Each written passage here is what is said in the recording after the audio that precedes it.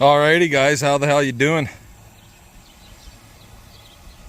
She's a warm one today, let me tell you. It's only 28 degrees Celsius, but absolutely zero wind. She's warm. That sun has some heat to her. So what am I doing? Well, we got the B Industrial and Agricultural, or BE Ag and Industrial, the Agra Ease yard sprayer, acreage sprayer, and we're gonna go spray some stuff. We got it all rigged up here behind the Kawasaki 610. So yeah, I'm just putting the water in it. It's like a 40-gallon tank, if I remember correctly. Yep, 40 gal. If you guys can see that or not, I don't know, but I can. Right up here it says 40 gal to this line right here, if you can make that out. I'm gonna fill this sucker right full, and we've got some leafy spurge. So I've got there's about 2.5-3 ounces of Tordon 22K in here. And then we've got a pile of fucking buckbrush, and I like my 2,4-D ester 700. And I was talking to my buddy Ken. I use this stuff for all broadleaf weeds in the fields and around the yard, mostly around the yard, and then also in the pastures and everything. I use this for some people call it absinthe. I call it silver sage.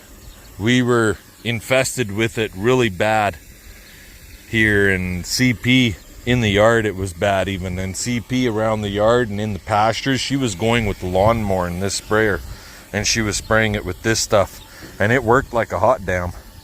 So we're gonna put some of this in it because my buddy Ken says it seems to have worked on his buckbrush on his fence lines. Everything's turning yellow. So we're gonna give her a go and see what happens. I'm gonna fill this tank half full with water, and then we're gonna add our chem in, and we're gonna give her a whirl. So I'm gonna let you go, and we'll talk to you guys later. Alrighty guys, we got some pretty major grass happening out here after grazing out here again this year. Pretty incredible, actually. We've got some big rocks out here too, but the grass is looking pretty dandy. Downside is can't see the gophers to shoot them, but I guess when you got big grass, I'll take the big grass over having to kill all the gophers. Can't even see the holes to poison the bastards. What am I doing out here? I'm checking the electric fence because it was shorting out and not working properly. That could be the problem. No, it's on there properly. Might have to actually walk this damn fence. You know what?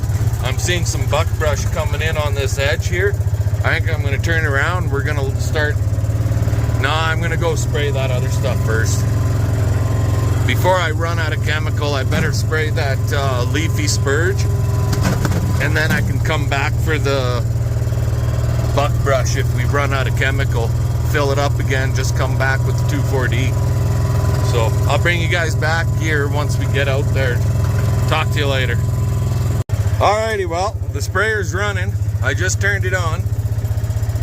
See this yellow stuff here? That's the stuff we're after today. Got some right here.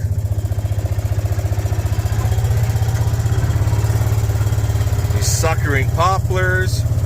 This is where we were bedding the cows for the winter. Bunch more leafy spurge all over this hillside. So we're gonna spray the whole goddamn hill. for this goddamn yellow stuff. It's a nasty, nasty weed. And the cows don't like eating it.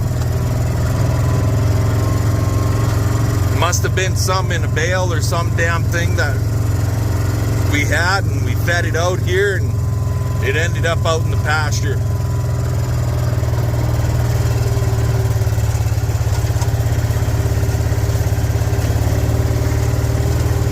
Or the deer moved it in, and or birds, and then it just flourished with all the moisture that we've had here in the spring.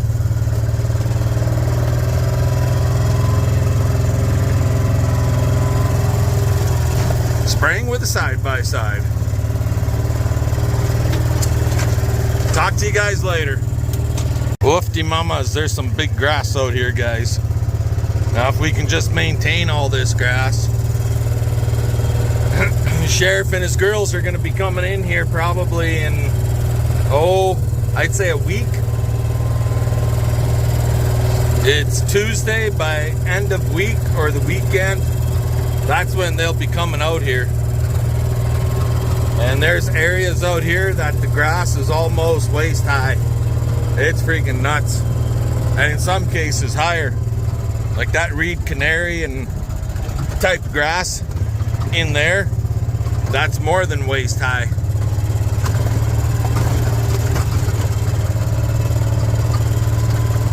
The typical pasture for BP.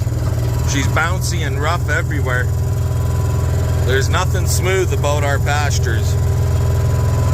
But the grass is growing. You gotta like that. We're out of chemicals, so I guess we'll head back to the yard. We gotta fill up again. Talk to y'all later. Okay guys, so the Agra Ease BE Ag and Industrial.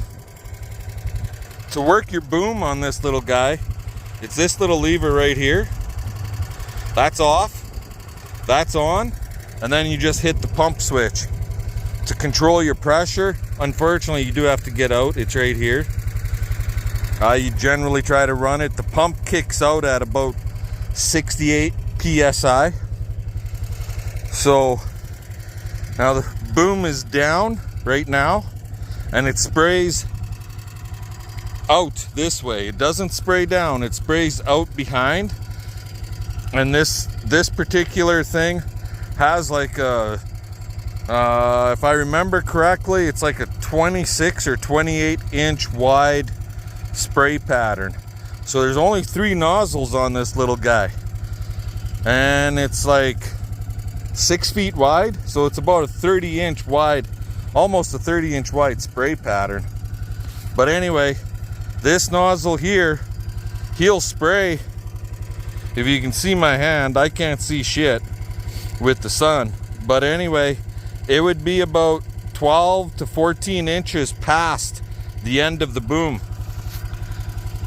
on either side. So that gives you an extra 1.5 feet roughly. So it's about a 10-foot wide spray pattern. And we were overlapping pretty good out in the pasture there when we were doing that leafy spurge and that buckbrush stuff. So now when you want your boom up, or for transport, it's manual up. And if they tend to fall down on you, well, just get a fucking tarp strap or bungee cord to hold them up, right? But we do have a small problem right here. The hose cracked on us, so we're gonna have to get a hose. It goes from here, loops in up to that nozzle, from this T and around. But that's just minor detail for a big huge ranching operation like ours with all this big fancy equipment, right? We better close the gate because we don't need these few cows getting into the bush pasture. And yeah, take her back to the yard, fill her up, and carry on. Talk to y'all later. Back here in the yard. Look at this. It's like it's freaking snowing. The goddamn poplar trees are fuzzing like a son of a bitch. And it's everywhere. Like, you can't get away from this shit in our yard. No wind. All we need is one good 50, 60K wind, and we'd have an all-out friggin' fuzz storm. Peanut! You shit-eating dog. Yeah, eat up all that fuzz. But see these trees? Look how they're friggin' fuzzing. Dropping seed like a sumbitch. Just a royal pain in the arse.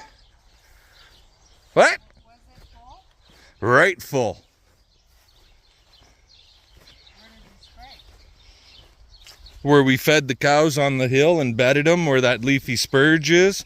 And then I went in behind to the next opening where all that heavy buckbrush is growing in, and I sprayed that all out. Yeah. And them suckering trees, but we got a bad hose. What hose? What did you do to my machine? Nothing. This hose is cracked right there. It wasn't before. Yeah, it was. You just never did use the boom, so you didn't notice. Yeah. Well, don't you got hoses? Garden hose now. Too big. Garden hose is too big. 1/4 inch ID. Anyway. Always cost money. Don't we have an old hose for the wand? Yeah, it got burnt in the fire. Well, what the hell did you do that for? It came unhooked once in the bush. Anyway, guys, I'll let you go. We'll talk to you later. Alrighty, guys, how the hell you doing this morning? Hope everybody's having a good morning. It's a little breezier here today. I don't know what the wind is blowing at, but it is blowing a little bit stronger. So the fuzz is kind of blowing away and not just landing right in our front doorstep. Anyway, in the shop here, I just brought this Parmak. There it is. Parmak Precision. 30-mile range. And you got red is better check your fence. Yellow is marginal, and anything in the green is yahoo, we're charged. We're rocking and rolling. Anyway, I bought this one about, oh boy, it's been a long time. We've probably had it for about 10 years. And we've had it in the shop, like into Regina, and they've checked it over numerous friggin' times. And they say, oh, there's nothing wrong with it. Every time it comes back, there's nothing wrong with it. Well, this year, it started off where it would charge. It'd be in the green. You'd go back 2 days later, and it's like this, even though it was on. And I told the guys in the city, check the battery. If the battery needs to be replaced, replace the battery, so on and so forth, blah, blah, blah. And that's the model number, the serial number right there. These things are US made, Kansas City. And so, anyways, it wasn't charging. And this one goes in between us and our neighbor's place because I don't want the neighbor's cows on my side, right? So then we happened to be at the good old Princess's Auto, and they had a couple of these on sale, and I bought another one, so now we got 3. One was purchased via an auction sale a few years back, and it works same way this one does. It don't work. I just tore this one apart, so on the inside you'll have this big old battery, solar charging battery pack. And then it sat on a little piece of cardboard, and there's a little piece of cardboard on running up and down either side. And I didn't really like the way those cardboards look.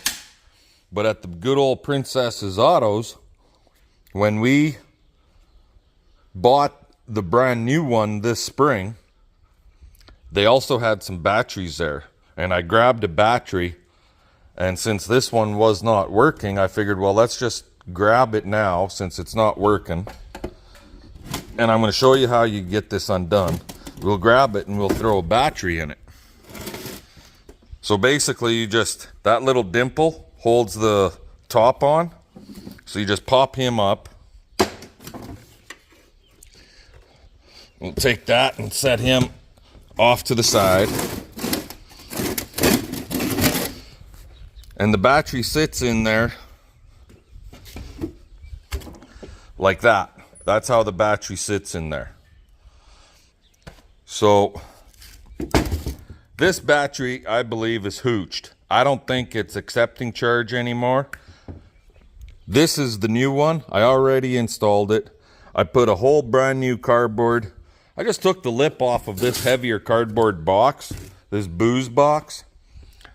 Covered the whole bottom. Got another piece down the side right here. If I can get it to come up a little bit.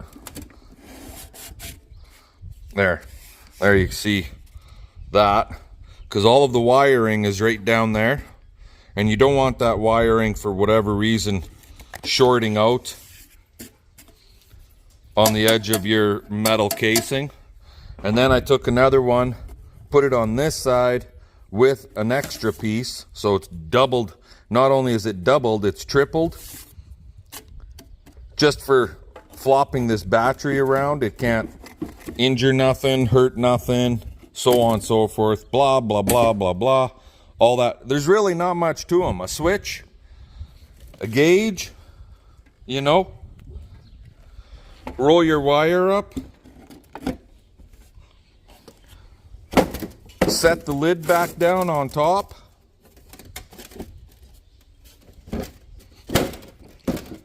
Like so. You can hang it on your post right here, which I do. And now that we got a brand new battery in it, boom, 100%. It's not hooked to a fence right now, but 100%.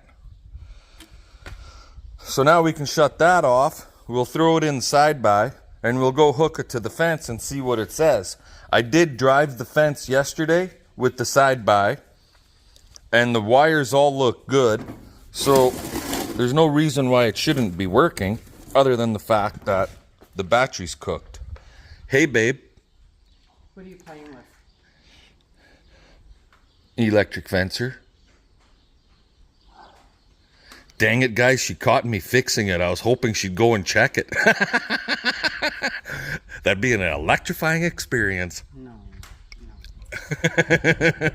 CP's been down that road a few times. She knows to double check. This is the old one? That's the old battery right there.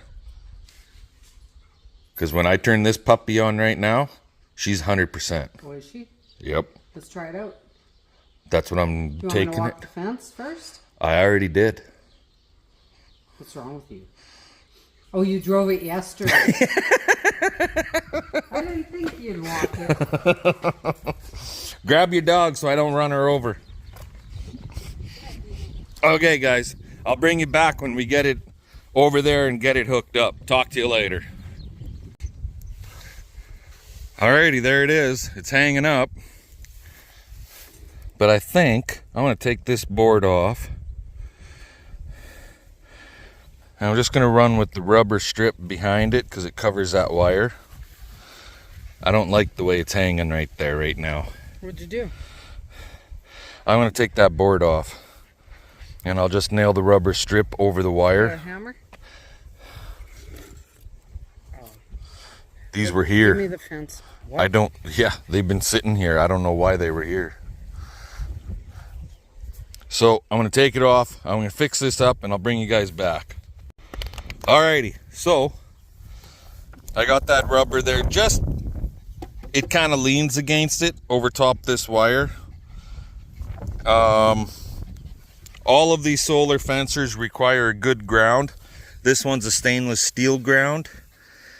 And if it's really dry, it don't matter if you got a stainless steel ground, a rusty ground, or an actual proper ground wire like that one. That's not in the ground very far because we hit a rock. But regardless, if it's really dry, you have to water your ground rod down for it to work better. We've got her hooked up. So negative to black, positive to red. In this case, faded red, almost pink. 100%. And charging. Where's your dog? No! You killed my poor peanut. I won't kill her. Come on, peanut. But she'll fucking yelp like a son of a bitch. So there. Beauty. I got to get another battery for the other one like this that we got now.